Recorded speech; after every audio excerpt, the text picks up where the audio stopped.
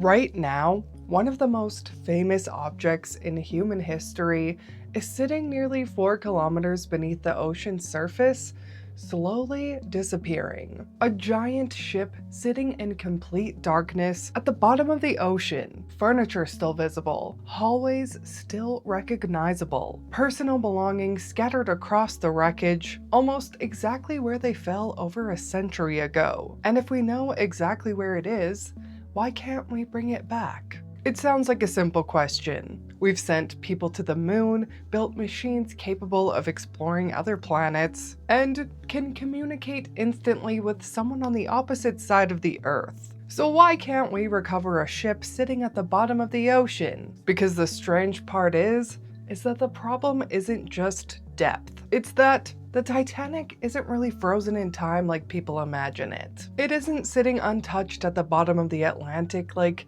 some underwater museum. The ship is actively changing, collapsing, being consumed by bacteria, pressure, salt water, and time itself. When the Titanic sank in 1912, it fell nearly 12,500 feet to the floor of the North Atlantic Ocean. At that depth, the environment is almost unimaginably hostile. Temperatures hover just above freezing. The pressure is immense, and sunlight never reaches the wreck. It's a place where human beings were never really meant to interact with directly, and in the past, they didn't.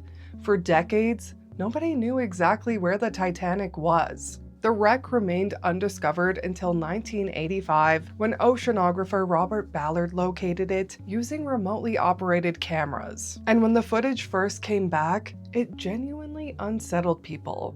Not because the ship looked dramatic, but because it looked strangely familiar. Chairs, dishes, railings, entire sections of the ship still recognizable after more than 70 years of being underwater. It didn't feel like ancient history.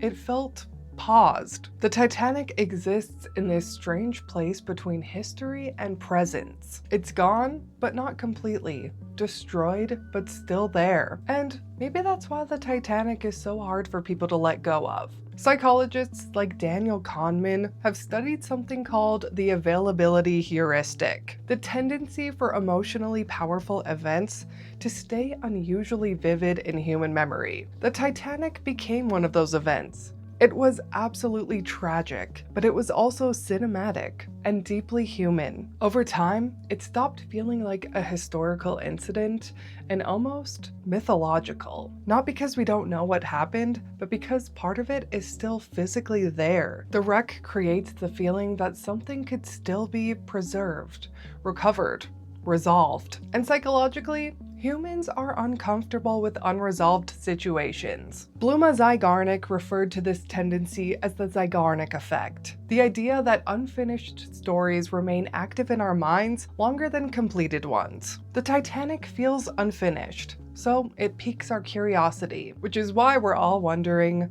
if we've found the Titanic, then why are we just leaving it there? Well, the answer is complicated. Some people may imagine the Titanic as one giant, solid object resting intact at the bottom of the ocean, something you could theoretically attach cables to and then slowly pull back up to the surface. But reality is different. The ship is no longer stable. Of course, salt water corrodes metal, but the Titanic faces another problem as well: microorganisms. Scientists discovered bacteria living on the wreck that are actually consuming the iron itself, creating formation known as rusticles, rust-covered structures hanging from the ship like underwater icicles, which means parts of the Titanic are actually being eaten.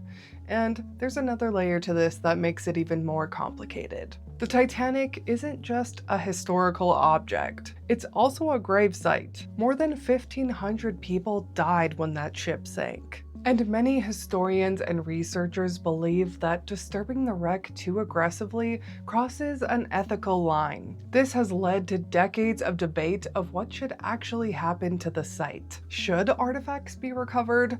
Should the wreck remain untouched? should humans even be exploring it at all? Because once something is brought to the surface, the preservation challenge changes completely. Objects recovered from deep sea wrecks often begin deteriorating almost immediately once removed from the environment that stabilized them. Salt crystals expand, metals oxidize rapidly, organic materials weaken, and structures become unstable, which creates a situation where leaving the Titanic alone is, in many ways, the safest option for preserving it, at least temporarily. So when people ask why we can't bring the Titanic back up, it's not so simple. It's chemistry, pressure, corrosion, ethics, and psychology. If you've made it this far, you've probably thought of the Titanic sitting at the bottom of the ocean at least once in this video. A ship sitting in complete darkness, slowly disappearing. And yet, your brain still tries to make it feel familiar. Which is eerie, but that's kind of the point. Liked what your weird brain just learned? Hit subscribe. Until next time, I'll be here wondering how many things humans assume are permanent that are already quietly disappearing.